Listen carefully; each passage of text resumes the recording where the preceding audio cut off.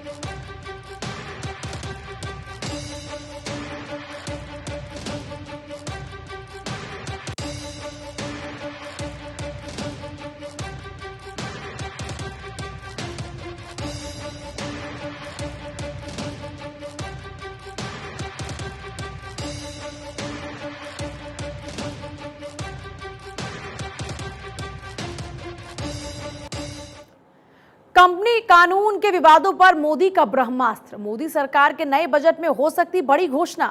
2023 के केंद्रीय बजट में एक और बड़ी स्कीम का ऐलान संभव। केंद्र सरकार ला सकती एमनेस्टी स्कीम। नई स्कीम अगर लागू हुई तो एक झटके में निपट जाएंगे 12,000 कोर्ट केस। कंपनी कानून के तहत चल रहे मामलों का हो सकेगा एक मुश्त निपटारा। ईज ऑफ डूइंग बिजनेस को बढ़ावा के लिए इसका बजट में हो सकता है ऐलान।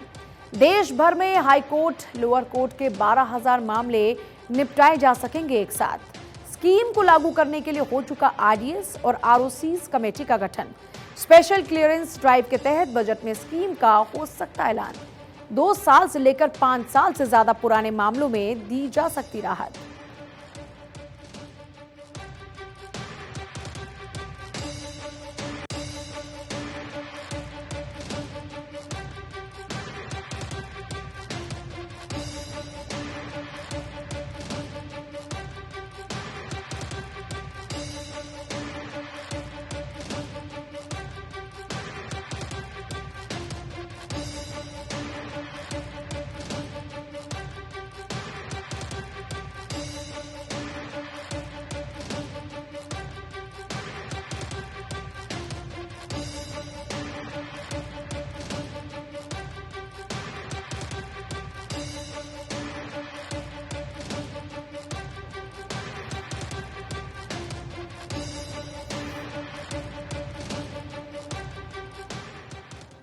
नीतीश का थीम फिर फ्लॉप। 7 सालों से गणतंत्र दिवस परेड में शामिल नहीं हो रही बिहार की झांकी। 26 जनवरी को नई दिल्ली के कर्तव्य पथ पर इस बार भी बिहार की थीम रिजेक्ट। बिहार ने भेजा था गयाजी बांध थीम पर आधारित झांकी का प्रस्ताव। केंद्र सरकार की कमेटी ने थीम को माना औसत दर्जे का और झांकी की थीम गणतंत्र दिवस परेड के लिए निर्धारित जरूरी मानदंडों पर फेल। 2021 में भी गांधी के पद चिन्हों पर अग्रसर बिहार। थीम वाली झांकी हुई थी फेल। जानकारों के मुताबिक नीतीश खुद करते हैं थीम का चयन। साल 2016 के बाद से अब तक नीतीश की सारी थीम हो चुकी है रिजेक्ट। अब भाजपा ने साधा नीतीश कुमार पर निशाना। कहा नीतीश को बिहार के मान सम्मान से नहीं अपने प्रचार से मतलब।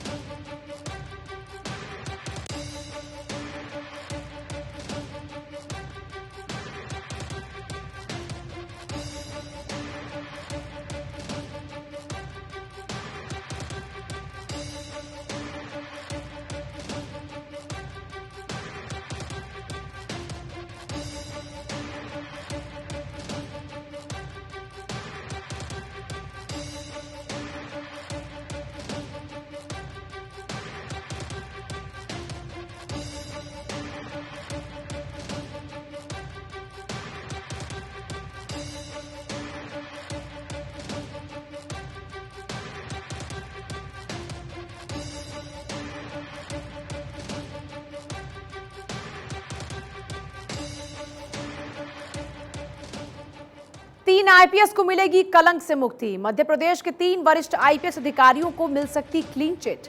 आईपीएस संजय माने, सुशोभन बनर्जी और बी मधु कुमार जल्द हो सकते बरी। कमलनाथ सरकार के समय आयकर छापों के दौरान इन पर लगे थे आरोप। इन अफसरों पर कालाधन इधर से उधर करने के आरोप लगे थे। केंद्रीय चुनाव आयोग की अनुशंसा पर तीनों अफसरों को दिए गए थे शो कॉज नोटिस। हालांकि सूत्रों की माने तो विभागीय रिपोर्ट में नहीं था इन अफसरों का नाम। छापे को लेकर आईटी की फाइनल रिपोर्ट में नहीं था इन अफसरों का नाम। और अब इसी आधार और अफसरों के आग्रह पर राज्य सरकार हुई तैयार।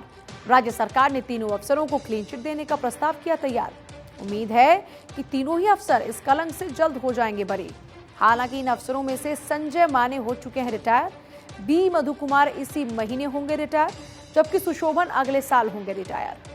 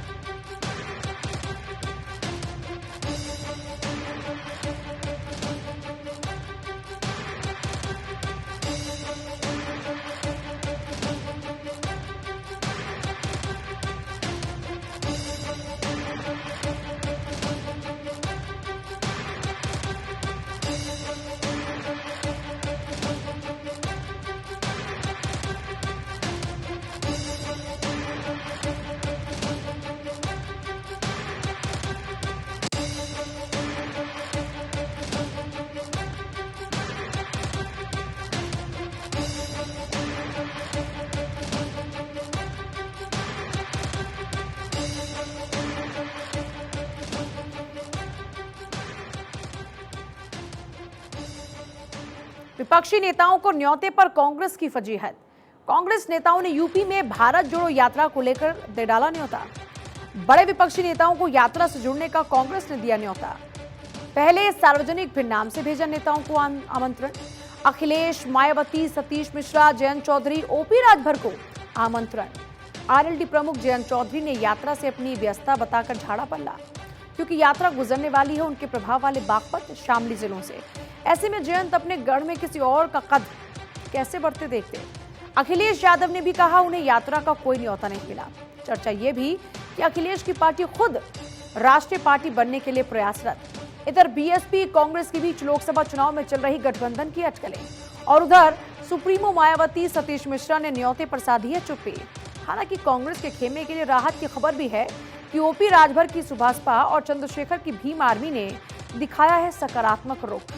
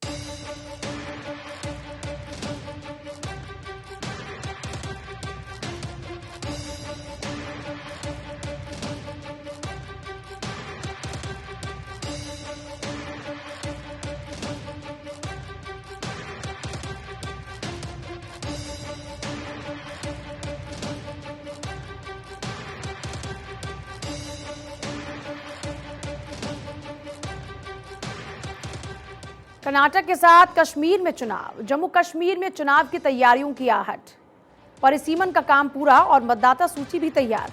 सियासी गलियारों में कश्मीर चुनाव को लेकर अटकलें। हाल के लब्बो-लुआब में मई में जम्मू कश्मीर में चुनाव संभव। पहाड़ पर बर्फ के साथ राजनीतिक बर्फ भी पिघलेगी। करीब 4 साल से स्थगित राजनीतिक प्रक्रिया फिर शुरू होगी। हालांकि जानकार सूत्रों ने हाल में चुनाव से किया इनकार। मजबूत राजनीतिक स्थिति में ही चुनाव संभव।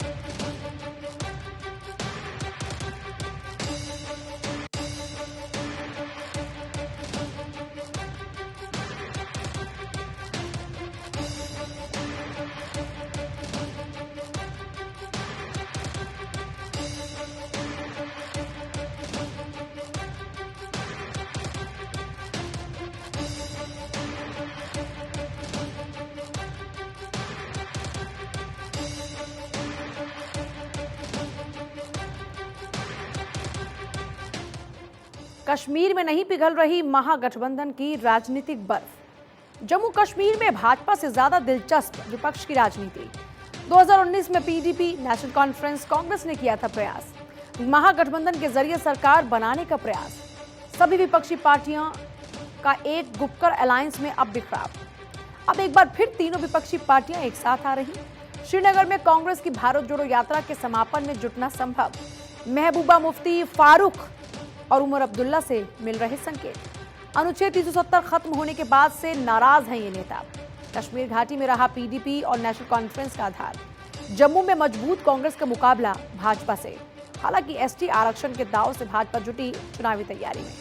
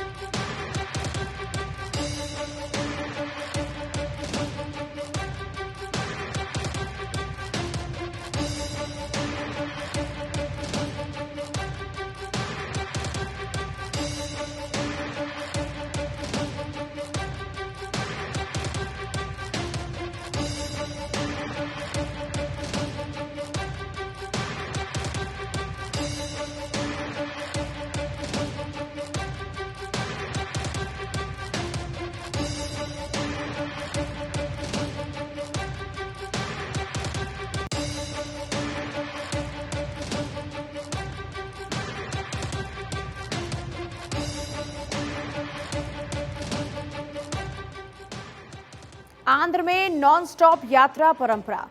राजनीतिक यात्राओं का आंध्र में लंबा रिकॉर्ड।